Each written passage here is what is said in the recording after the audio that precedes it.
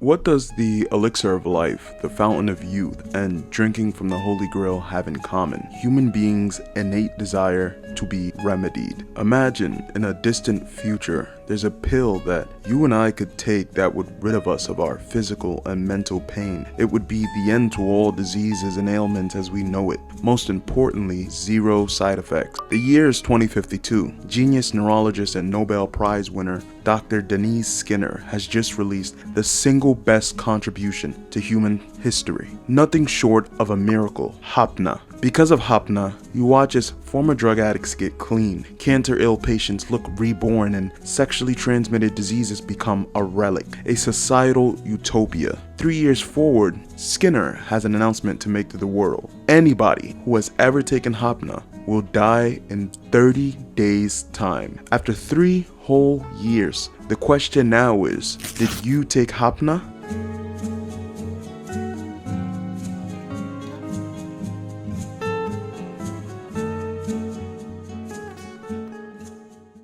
It took me a while to gather my thoughts for this show. Admittedly, I wanted to paint this perfect picture of a Shinichiro Watanabe project, but instead, I'm gonna show you what makes the show work and what doesn't. Because truly, this show could have been amazing, and it had the makings of a great one-shot. Lazarus should have been Watanabe's best project to date. Episode 1. The premise of the story is laid out. Dr. Skinner created this miracle drug. It's cheap, mass-produced, and free of side effects. So, of course, almost the entire world consumes it. However, this turns out to be a trap, as Skinner broadcasts to the world that unless somebody finds him in 30 days' time, everyone who has consumed Hapna in any way or dosage will die, including himself. This alone gives us a huge characterization of Skinner as, yes, he is the antagonist, but he's not just some maniac villain. There has to be a higher reason for all of this.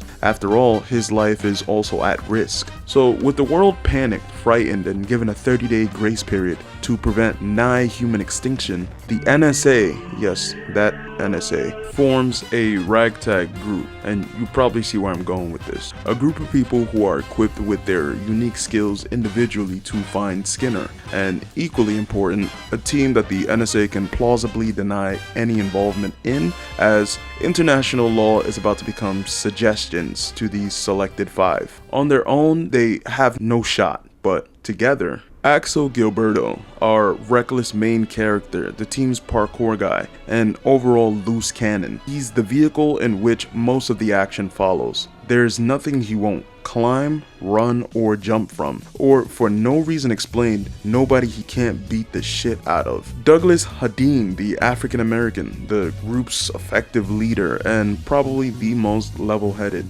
of the bunch. Christine Blake, former Russian spy, and the femme fatale of the group. Leland Astor is the little brother of the group. The Canadian-born teenager is the drone or surveillance guy of the team. And no ragtag group is formed, of course, without a cyber intel whiz. Elena is the Japanese-born little sister of the group, the most tech-savvy. There's nothing she can't hack into. These 5 assembled make up the arm of the NSA's clandestine group, Lazarus. With Hirsch Lindman as the commanding authority, she supplies them the HQ and any resources that the US government can provide to make Team Lazarus a success. Episode 2. Just like a similar comic book team, every member of this group has had his prior run-in with the law, bringing into question their morals and ethics. Axel was serving life sentences equaling 888 years. He's the only one I'm going to reserve why that is, but if you haven't watched the show,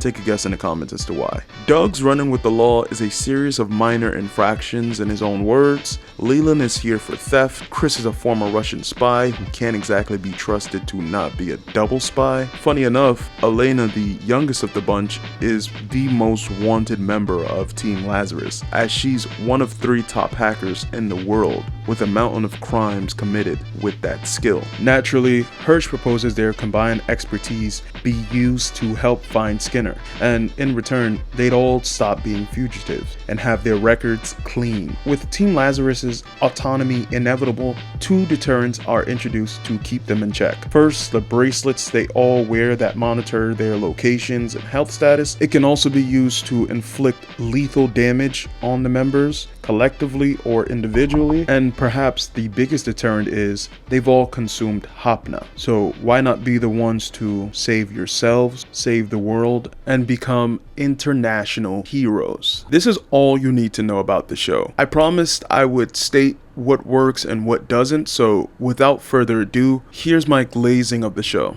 The music, a stacked trio of Kamasi Washington who went stupid on the show's opening that I've never once skipped. Floating Points, aka Samuel Shepard, who masterfully adds to the jazz and electronic tempos that the series champions. And we can't forget about Bonobo, completing the trifecta of this upbeat jazz and hip-hop fusion. This trio absolutely cooked, and this is par for the course of Watanabe projects, from Cowboy Bebop to Samurai Champloo, and now Lazarus. The theme, Hapna, in my interpretation, represents short-term gratification. That can mean and look different from me to you. Some people's Hapna is overconsumption of food, social media, alcohol, gambling, pornography. These things make us feel good in the now, but oftentimes after a binge in our Hapna, we're left in a net negative. The worst of us are stuck in a cycle that can inevitably lead to death or societal death. To answer the question I asked earlier, I'm still conflicted on whether or not I'd take Hapna. I'll make this personal temporarily, but I feel I just pulled myself out of yet another hole. In this hole I called home for months, I was enveloped in a dark soil that was composed of bereavement, the feeling of failure, and all things negative. My Hapna quickly became an amalgamation of video games, isolation, poor eating, and overconsumption of social media. All things I have under control typically. It wasn't until I finally mustered the courage to pull myself out of this hole that I then understood what makes the drug addicts I see on the train to and from work. This isn't my first rodeo with depression, and it likely won't be my last. However, I know myself, and I can confidently say that I have no other choice than to keep digging myself out 10 times out of 10, as I've always done prior. At least that's what I'd like to think. My point ultimately is, in this fictional world, Hapna has no side effects, but in reality and in the simplest outcomes, if you overeat, you're at risk for morbid obesity and all its complications. If you drink alcohol in abundance, you will destroy your organs. If you gamble excessively, you'll financially lose everything. Anytime there's a theme that makes me introspective, it automatically receives praise from me. The action and choreography. Short and simple, it's amazing work. Pretty early on, you can tell there's some masterminds at work in the behind the scenes of the action. How about the acquisition of the director of the John Wick franchise, Chad Stahelski? So when you see Axel and company giving combatants hands, feet, guns, doing up Cirque du Soleil with fluidity, you know exactly where it's from. In fact, episode 9 of Lazarus features some of the best action and choreography I've ever seen in an anime. So with those 3 highlights of the series, you would think I would have nothing bad to say about the show, and you'd be wrong. The main cast. As stated earlier, they're a diverse ragtag team who each come from different backgrounds. However, they failed to collectively leave any impact on me. The mark of a great show is a cast I can look back on after the series ends and maybe put them as my wallpaper, no matter what the connection I derive from them, like Rengoku from Demon Slayer. Whether you feel he's poorly written or not is a moot point. Rengoku represented a noble, unwavering spirit ready to fight the insurmountable. That alone made me feel something. There's a saying in entertainment that goes, it doesn't matter if people love you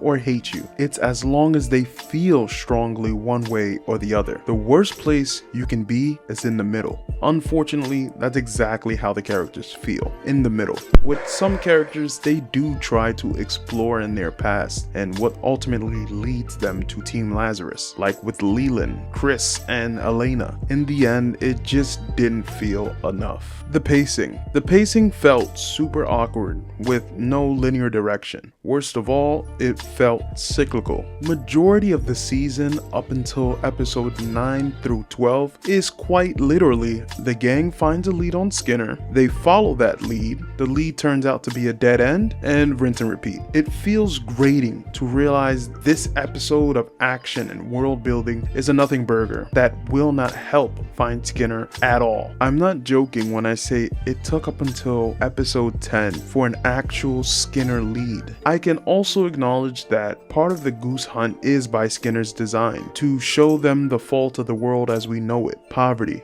corruption, injustice, all things negative. Skinner's ultimate question being, is the world even worth saving? Those two, I feel, are the biggest glaring issues with the show. Look, Lazarus is a very complicated show. All in all, I do recommend people watch it. It has all the promise of a great one-shot. However, it comes up short. It won't be a show that will land in your top 5 anime of all time, but it does carry out its purpose of bringing you action, a good enough cast, an amazing plot, premise, good world building, and an amazing soundtrack. The best thing to do, of course, is to go watch for yourself, and let me know if you agree or disagree with any of my takes on the show as a whole. Before we go, I do want to address the elephant in the room and apologize for the lack of uploads between May and October. Life did happen. I'm in a much better place now and will continue to keep dropping. I always make it a point to thank my viewers and people who've commented in previous videos at the end here, but once again, if it wasn't abundantly clear, I want to thank every single person for their viewership and patience. The only thing I can ask is to keep sticking around so that I can make up lost work and grow this channel. Whether it be from commenting, and or subscribing, I can't ask for any more than that. Here is where I usually say my catchphrase of always be superior to yesterday. But I want to leave you with these parting words for this video and the topics we explored. Remember that Hapna can't kill you if you never take it.